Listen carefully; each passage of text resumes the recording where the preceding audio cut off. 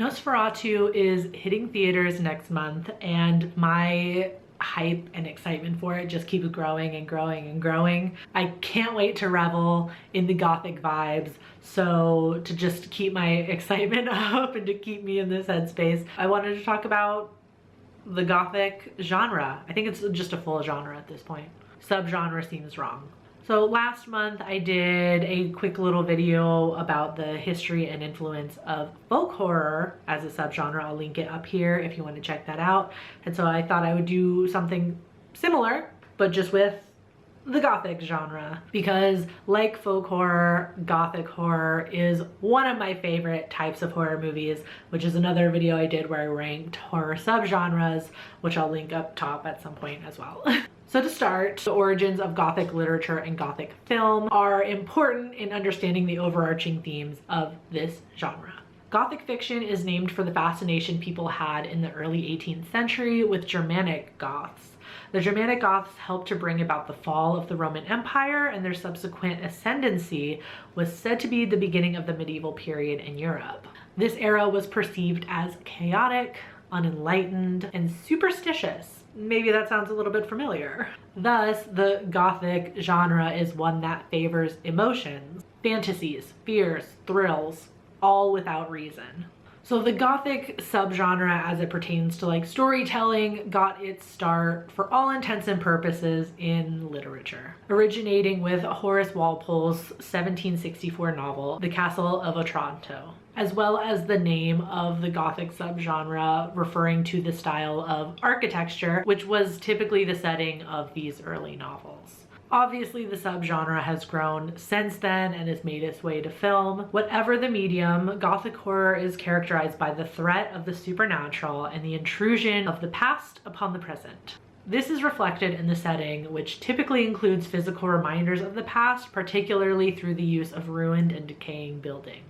Nothing really drives this characteristic home like an otherwise modern character being thrust into a medieval castle, showing the clash between the present and the dark secrets of the past, which is why so many Gothic horror movies end with the destruction on some level of the house. It gives some catharsis and weight to the characters that make it out alive, but also often convey that while the horror and trauma has lost its physical location, it will remain in the psyche of the survivors. Modern Gothic horror novels and movies have kind of moved away from the crumbling castles and deteriorating estates and medieval ruins in favor for more like modern settings, such as Hill House in Shirley Jackson's The Haunting of Hill House. But the invocations of a sense of dread or terror or unease remains. Other characteristics you might find in Gothic stories include live burials, the discovery of family secrets or obscured family ties, remote locations,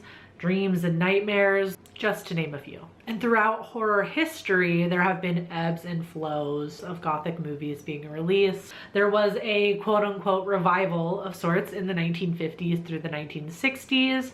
Think those Roger Corman adaptations of Edgar Allan Poe stories and the Hammer horror classics, like that era.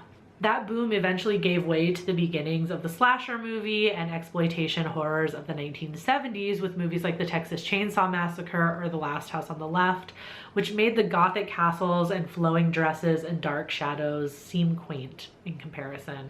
And I think with recent cultural and political events, we could be prime for another Gothic revival. I really think the idea of the past haunting us and intruding upon the present and the rational giving way to the fantastical and emotional is kind of perfect right now. And just like in my folk horror video, I'm going to wrap this up with some recommendations, some specific recommendations, some of my favorites of the Gothic subgenre. But I'm gonna categorize these ones, make them a little bit more specific. So if you're looking for classic Gothic horror movies, ones that'll give you just like the Gothic vibes in their purest forms, check out Nosferatu, 1922 one, of course, which you can watch before the new movie comes out next month as well. I'd also recommend The Old Dark House, which is one that grew on me and has some great queer themes as well.